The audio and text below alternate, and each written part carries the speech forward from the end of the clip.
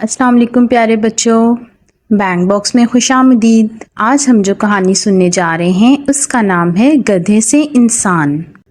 میں نے لوگوں سے سن رکھا ہے کہ اگر گدھے کو پڑھایا لکھایا جائے تو وہ انسان بن جائے گا۔ پیارے بچوں، کسی گاؤں میں ایک کمہار رہتا تھا۔ اس کے 2 بیٹے تھے، اسماعیل اور شفیق۔ اسماعیل عقل مند تھا جبکہ شفیق بے وقوف تھا۔ کمہار کے پاس ایک گدھا بھی تھا۔ وہ مٹی کے برتن بنا کر انہیں گدھے پہ لاد کر بیچنے جاتا۔ اس سے اس کے گھر کا گزارا ہو جاتا تھا۔ وقت گزرتا رہا، اس کے بیٹے جوان ہو گئے۔ اس کا بڑا بیٹا اس کے ساتھ مٹی کے برتن بنواتا اور ساتھ شہر بیچنے بھی جاتا۔ وہ پرائمری تک پڑھا ہوا تھا جبکہ شفیق بہت نالائق تھا۔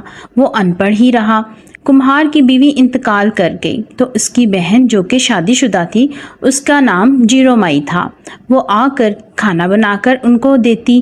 جیرو مائی نے اپنے بھائی کو مشورہ دیا کہ اب ان دونوں کی شادیاں کر دو تاکہ ان کو اپنی اپنی ذمہ داری کا احساس پیدا ہو جائے۔ کمہار نے دونوں بیٹوں کی شادیاں کر دیں۔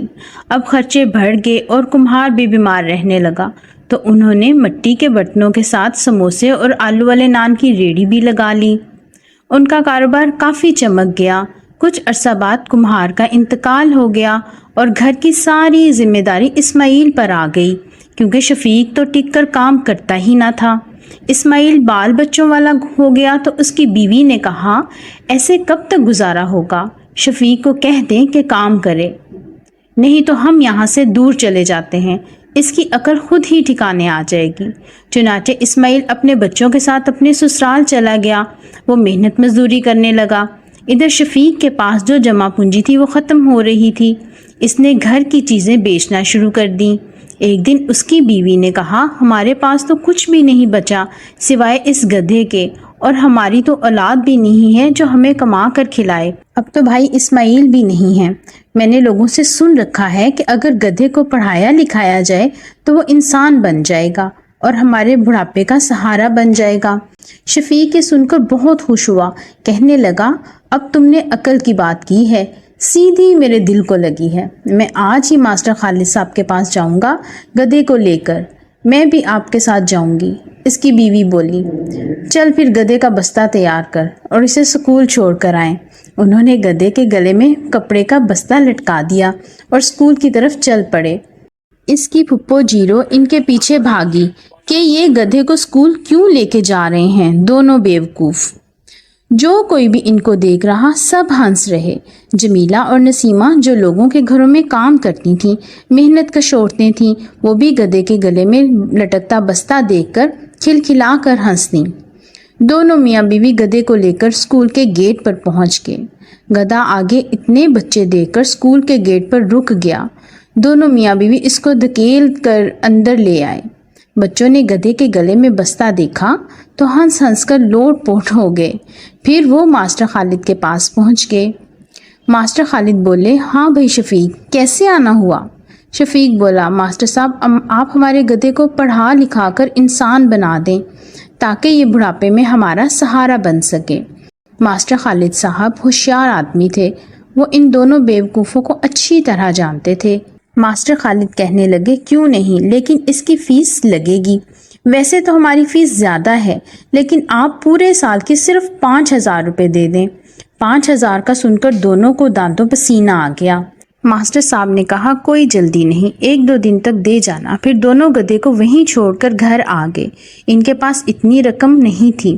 انہوں نے اپنی ریڑھی بیچ کر ماسٹر صاحب کو فیس ادا کر دی اور پھر خوشی خوشی گھر آ گئے۔ 2 سال گزر گئے۔ پھر شفیق نے سوچا، اب تو میرا گدھا انسان بن گیا ہوگا، اب ہم اسے گھر لے آتے ہیں۔ دونوں میاں بیوی اپنے بیٹے گدھے کو لینے اسکول چلے گئے اور ماسٹر صاحب سے پوچھا کہ ہمارا گدھا انسان بن گیا کہ نہیں؟ کیوں نہیں، اب تمہارا گدھا پولیس انسپیکٹر بن گیا ہے، مگر یہ کام میں نے بڑی محنت سے کیا ہے، اس کا میں نے نام شامو رکھ دیا تھا۔ تم دونوں فلاں فلاں تھانے چلے جاؤ، وہاں شامو انسپیکٹر ہے۔ دونوں بہت خوش ہوئے۔ وہ دونوں انسپیکٹر سے ملنے چل پڑے۔ ساتھ انہوں نے گدھے کے گلے کی رسی اور پیٹھ کی گدی بھی لے لی۔ تھانے پہنچ کر شفیق کمہار نے ایک سپاہی سے انسپیکٹر شامو کا پوچھا تو اس نے سامنے اشارہ کر دیا۔ शफीक ने देखा कि वो धूप में कुर्सी डाले बैठा हुआ है। दोनों मियाँ बीवी अपने बेटे को देखकर बहुत खुश हुए और उससे थोड़ी दूर इसके सामने ज़मीन पर बैठ गए। खुशी से इसको देखने लगे कि ये हमें पहचान लेगा। इंस्पेक्टर ने इनकी तरफ एक निगाह देखा और दूसरी तरफ नज़र फेर ली।